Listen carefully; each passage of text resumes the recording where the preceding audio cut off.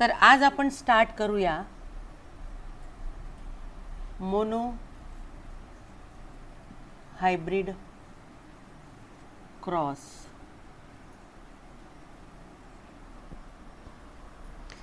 Mono hybrid cross म्हणजे एक cross between parents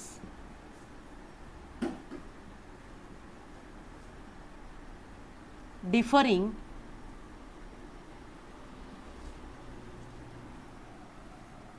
in one heritable trait. समजून सांगते मी तुम्हाला नंतर. Example,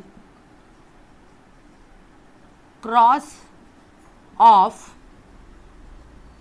pure tall plant and pure dwarf plant. Mendel performed monohybrid cross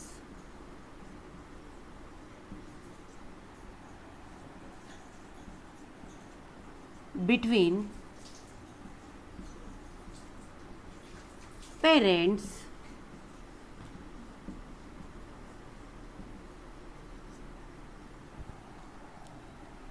differing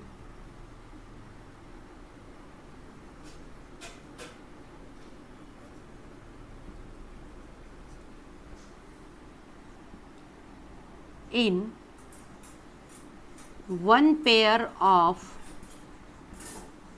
contrasting character. Monohybrid cross म्हणजे काय? मोनोहायब्रिड क्रॉसचं जे स्टेटमेंट आहे मी ते लिहिलेलं आहे बोर्डवरती आणि मग त्याचा क्रॉस आपण नंतर समजून घेऊ. पहिले आपल्याला स्टेटमेंट समजून घेणं खूप जरुरीचं आहे. मोनो म्हणजे एक, हायब्रिड म्हणजे ज्या इंडिव्हिज्युअलमध्ये एक कॅरेक्टर कंट्रोल करण्यासाठी जी अलीलची पेअर आहे ती अलीलची पेअर, त्या पेअरमधले जे अलील्स आहेत ते जर आयडेंटिकल नसतील, वेगवेगळे असतील तर त्याला हायब्रिड असं म्हणतो. जसं आपण कॅपिटल टी आणि स्मॉल टी असं जर कॉम्बिनेशन आलं असेल तर आपण याला प्युअर टॉल न म्हणता आपण त्याला म्हणतो हायब्रिड टॉल. पण हे एका कॅरेक्टरसाठी हायब्रिड आहे म्हणून याला मोनो हायब्रिड म्हणतात. पण हा जो हायब्रिड आहे हा हायब्रिड ज्या क्रॉसच्या द्वारे तयार होतो त्या क्रॉसला मोनो हायब्रिड क्रॉस असं म्हणतात. A cross between parents differing in one heritable trait. A cross between parents differing in one heritable trait म्हणजे दोन पेरेंट्स आहे ज्यांचा क्रॉस केला गेला आणि त्या दोन पेरेंट्समध्ये फक्त एक कॅरेक्टर वेगवेगळं होतं. जसं हाईट ऑफ प्लांट हे जर कॅरेक्टर कन्सिडर केलं तर या दोन पेरेंटमध्ये हे कॅरेक्टर वेगवेगळं कसं? तर एक प्लांट टॉल आणि दुसरा plant dwarf. A cross between parents differing in one heritable trait. दोन पेरेंटमधला हा क्रॉस आहे आणि त्या दोन पेरेंटमध्ये डिफरन्स काय आहे? तर फक्त एक जे ट्रेट आहे, इथे मी हेरिटेबल शब्द लिहिलेला आहे. हेरिटेबल म्हणजे जे कॅरेक्टर एका जनरेशनमधून दुसऱ्या जनरेशनमध्ये जातं त्याला म्हणतो आपण हेरिटेबल. तर एक हेरिटेबल ट्रेट जे आहे, एक हेरिटेबल कॅरेक्टर जे आहे ते दोघांमध्ये काय आहे? वेगवेगळं आहे. अशा दोन पेरेंटचा क्रॉस म्हणजेच monohybrid cross. Example, cross of pure tall plant and pure dwarf plant. Next sentence काय आहे या स्टेटमेंटमधलं की मेंडलनी हा मोनोहायब्रिड क्रॉस परफॉर्म केला होता. Mendel performed monohybrid cross between parents differing in one pair of contrasting character. मेंडलने 2 पेरेंटमधला क्रॉस केला होता आणि हे जे 2 पेरेंट आहे यांच्यामध्ये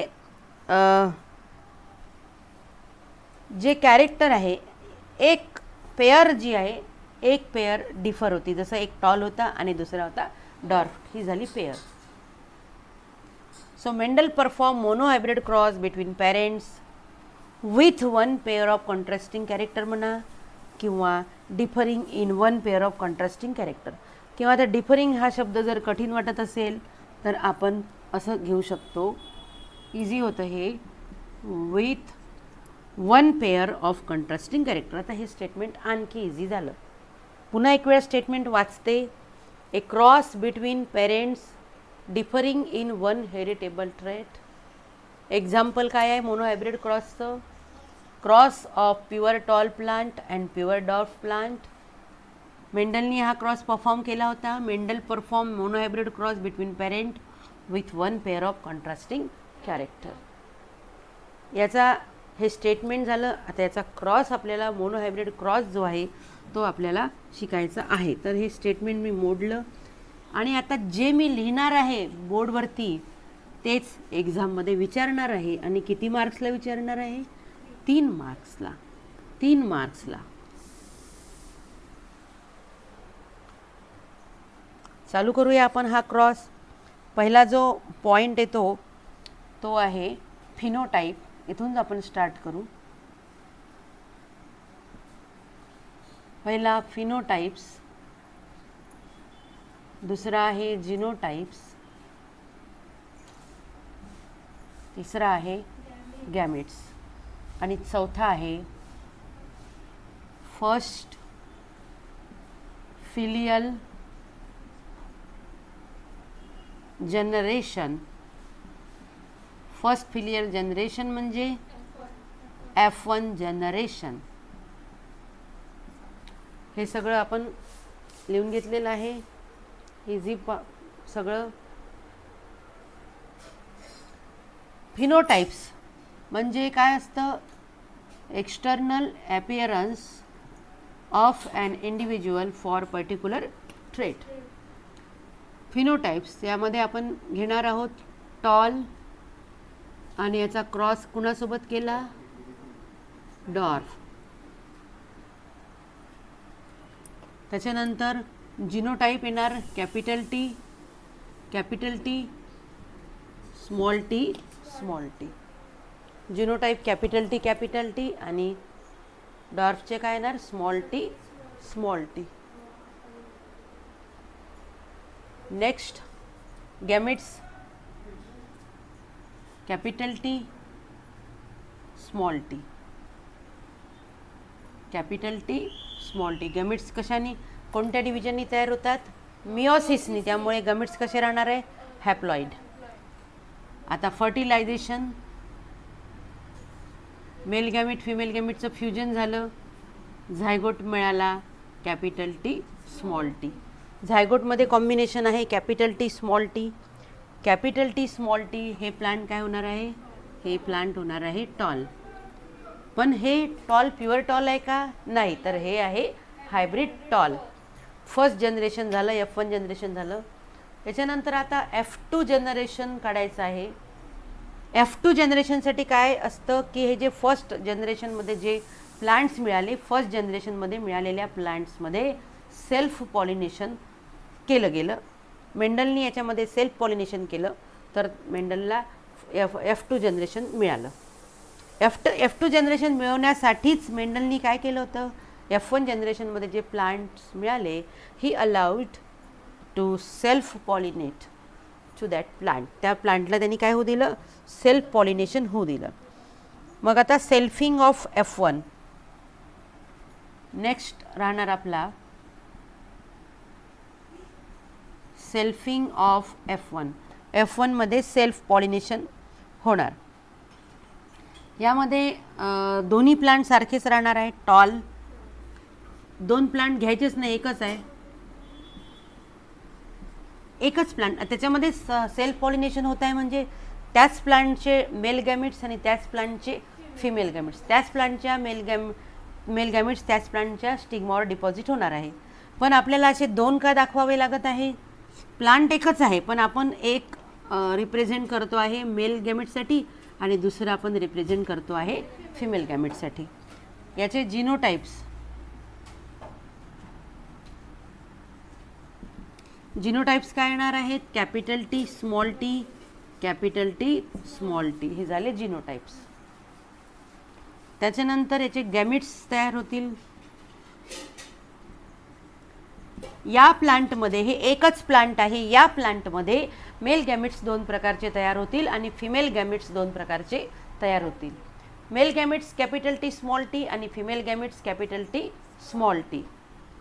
mail gametes capital T small T आणि फिमेल गॅमिट्ससुद्धा सेम. फिमेल गॅमिट्ससुद्धा कसे होणार तयार? Capital T small T. हे झाले मेल गॅमिट्स आणि फिमेल गॅमिट्स. मला वाटतं इथे बॉक्स असेल, त्या बॉक्समध्ये तुम्हाला काय लिहायचं आहे? Capital T small T, capital T small T. यानंतर आता सेकंड फिलियल जनरेशन, इथे काढू आपण, इथे घेऊ, ते जागा आहे. सेकंड फिलियल जनरेशन,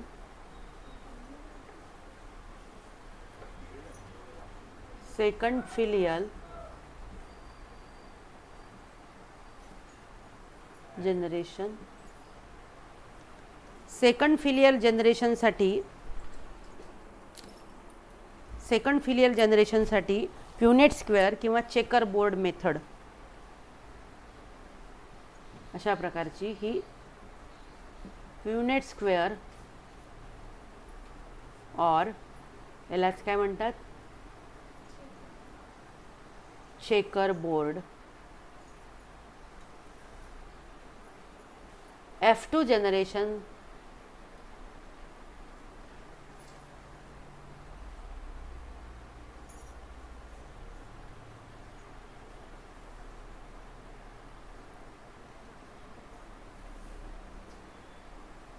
इकडे मेल गॅमिट्स आणि इकडे फिमेल गॅमिट्स.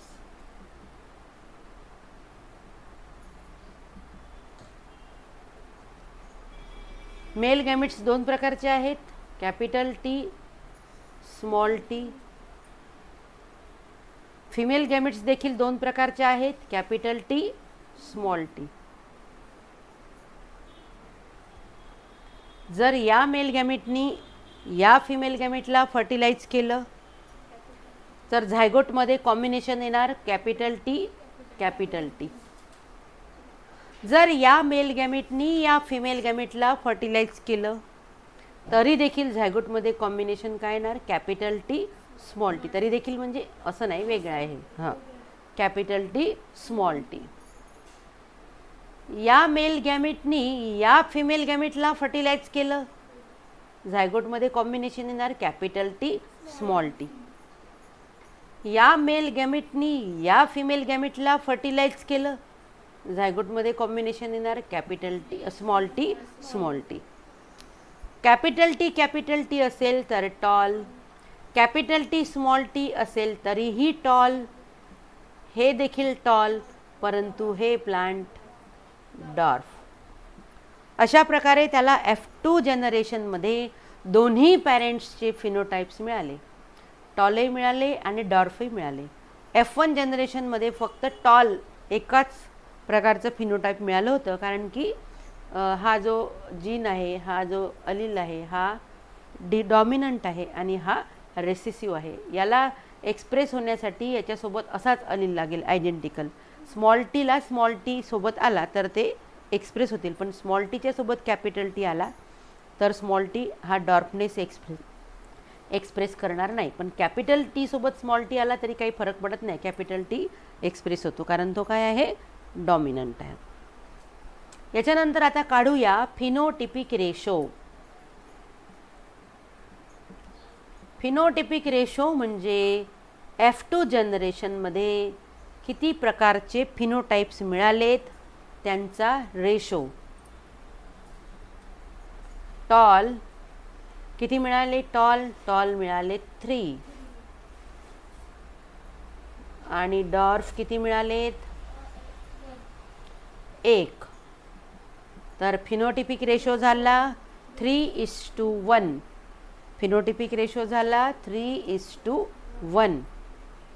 मग याच्यानंतर येणार जिनोटिपिक रेशो. फिनोटिपिक रेशो नंतर येणार जिनोटिपिक रेशो. इथून आपण स्टार्ट करू. जिनोटिपिक रेशो इथे दिसत नसेल कदाचित तुम्हाला, तर आपल्याला दुसरीकडे लिहिता येईल. फिनोटिपिक रेशो दिसतोय पूर्ण, दिसेल. जिनोटिपिक रेशो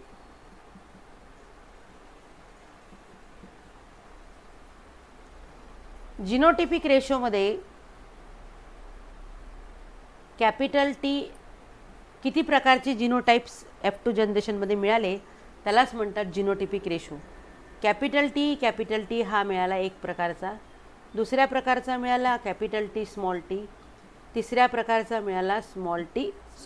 कॅपिटल टी एक वेळा मिळालेला आहे, कॅपिटल टी 2 वेळा मिळालेला आहे आणि स्मॉल टी एक वेळा मिळालेला आहे. तर जिनोटिपिक रेशो काय झाला 1:2:1 आणि फिनोटिपिक रेशो काय झाला 3:1. तर इथेच आपला हा पूर्ण जो मोनोहायब्रिड क्रॉस होता हा इथे आपण कंप्लीट केला. आणि तुम्हाला समजला नसेल तर व्हिडिओ परत बघा, तुम्हाला समजून जाईल.